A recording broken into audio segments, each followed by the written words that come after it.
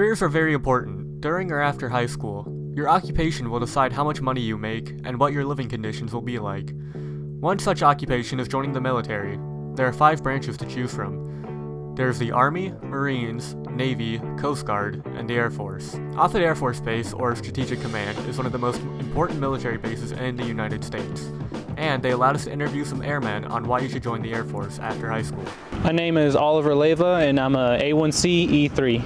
My job in the Air Force is Fuels, POL, and that stands for Petroleum, Oils, and Lubricants, and we provide fuel, and cryogenic support to the aircraft here.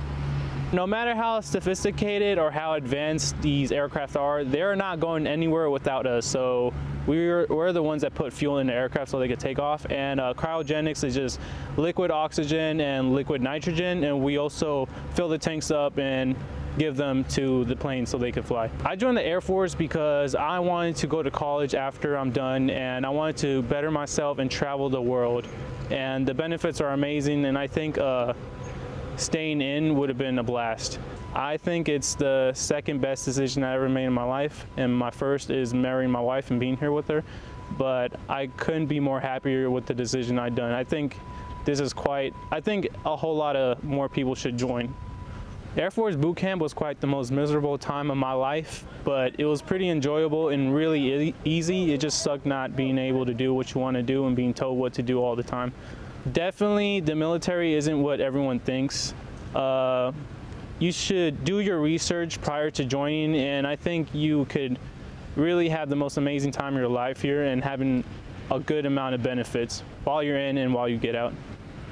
My name is Alamaris Leyva, and I'm an A1C or E3. My job is maintenance management production, which is basically revolves around scheduling maintenance, keeping any documentation for when an aircraft leaves to be fixed or when it comes back, and it's just overall paperwork and computer time. I joined because initially I wanted to become a JAG, which is a Judge Advocate General. In other words, it's an attorney.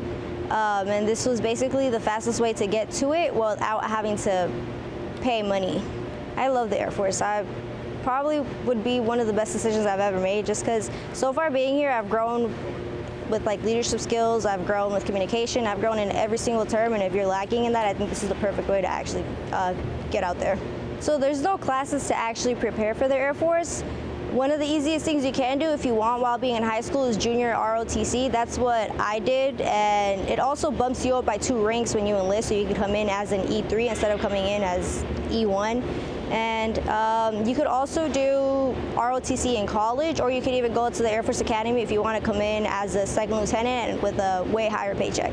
So there's multiple programs. One of the ones mentioned before was CLEPS. There's also the GI Bill. There's a Montgomery Bill, which is in case if you want to do your 4 years, get out, you're allowed to use those. You have 2 years to use those.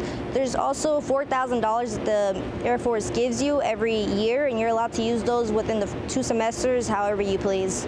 I hope after watching this that you have reconsidered your decision about your future career, and maybe the Air Force is now an option of yours to join. Again, huge thanks to Offutt Air Force Base for letting me on base and interviewing the 2 airmen featured in this video.